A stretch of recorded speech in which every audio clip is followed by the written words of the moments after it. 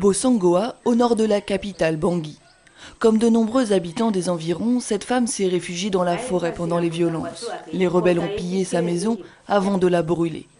À son retour, elle doit poursuivre son traitement contre le VIH. Mais l'hôpital s'est lui aussi fait piller et il n'y a plus d'antirétroviraux. Beaucoup de villageois sont comme moi. Ils sont chez eux sans traitement et certains sont déjà morts. Aujourd'hui, il n'existe plus de système de soins, même basique, à Bossangoa.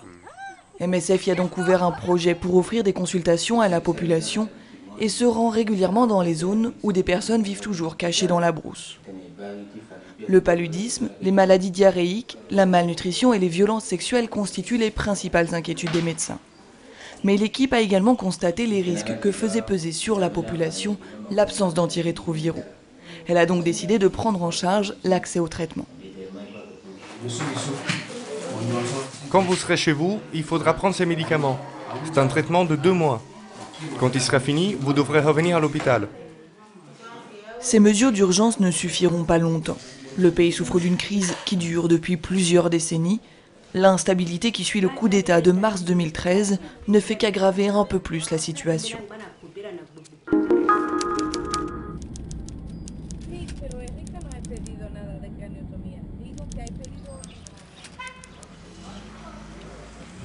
Le conflit qui fait rage en Syrie ne cesse de s'intensifier.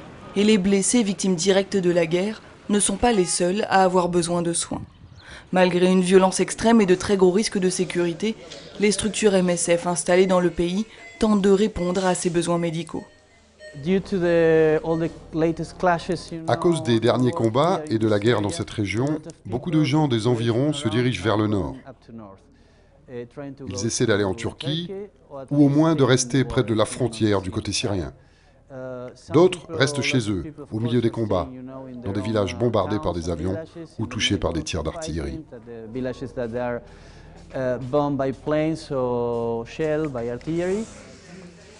Cet hôpital situé dans le nord du pays prend en charge ceux qui souffrent de maladies chroniques ou qui ont besoin de soins obstétriques.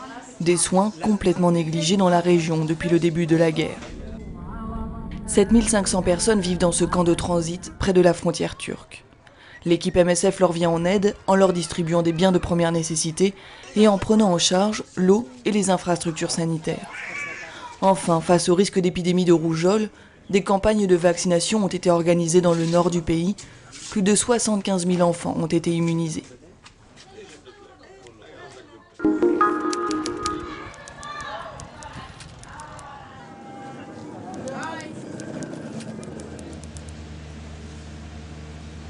Dans la capitale yéménite, une seule clinique délivre des antirétroviraux, la clinique d'Al-Goumouri. Partout, les réticences du personnel médical compliquent l'accès aux soins pour les personnes séropositives. Même à Al-Goumouri, il a fallu lutter contre les préjugés, contre la mauvaise connaissance de la maladie. Au début, ils ne voulaient pas admettre les patients, ils refusaient d'aller les voir. Mais on a travaillé sur la question, nous avons organisé des cours pour les médecins et les infirmiers. Nous avons le sentiment que les choses se sont améliorées, mais il y a toujours de la discrimination dans les hôpitaux, les communautés et au sein des familles des patients.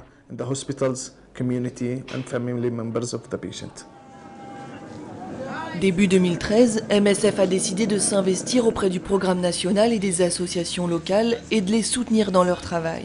L'objectif est de faire connaître la maladie, lutter contre la stigmatisation et améliorer l'accès aux soins. Les femmes séropositives sont particulièrement vulnérables. Leur offrir un meilleur dépistage et un meilleur accompagnement est l'une des priorités ici.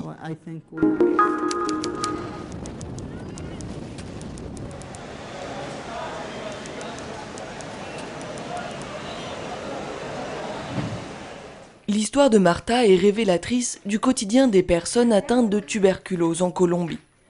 Elle est dépistée en 2008, son mari est lui aussi infecté, ils reçoivent un premier traitement.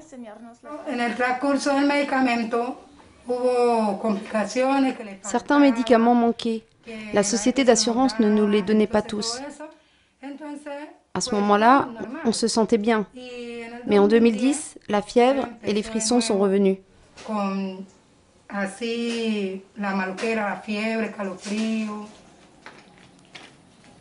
Sans un traitement complet, Marta et son mari n'ont pas pu être soignés. Au contraire, la maladie a empiré, c'est une tuberculose résistante cette fois. Afin d'aider au fonctionnement du système de santé et d'assurer la continuité des soins pour les personnes atteintes de tuberculose résistante, MSF travaille depuis 3 ans dans 2 structures de la ville. Les équipes supervisent aussi l'activité de 15 postes médicaux qui prennent en charge la tuberculose sensible. Au total, plus de 300 patients atteints de tuberculose, sensible ou résistante, ont été admis dans le programme en 2012.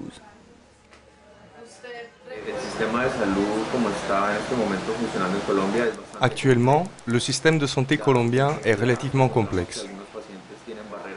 À cause de cela, beaucoup de patients sont confrontés à des barrières qui rendent l'accès aux soins difficile, car ils doivent passer par de multiples formalités administratives.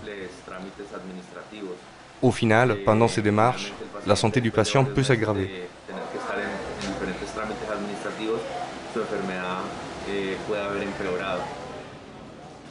Les personnes atteintes de tuberculose résistante doivent suivre un traitement long et difficile à observer. Pour garantir son succès, l'équipe a mis en place l'observation directe du traitement. Chaque jour, les patients viennent prendre leurs médicaments, parfois plus d'une vingtaine de pilules, ainsi qu'une injection. MSF fournit aussi un soutien psychologique et une aide alimentaire et au transport à ceux qui n'ont plus la force de travailler et vivent souvent avec des moyens limités.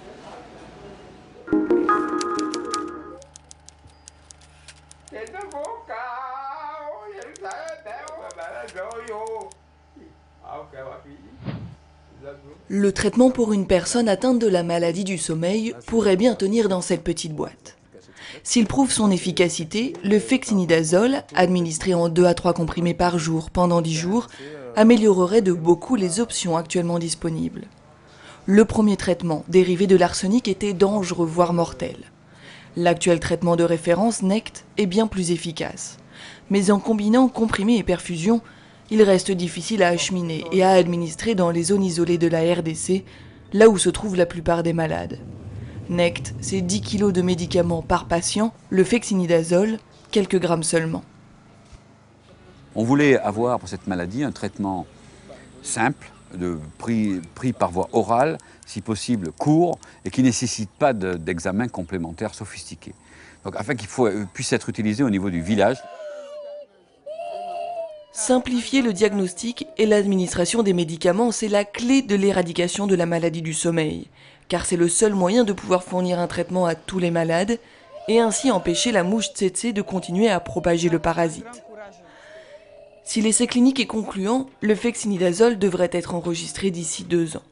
Une arme qui pourrait signifier l'éradication de la maladie autour de 2020.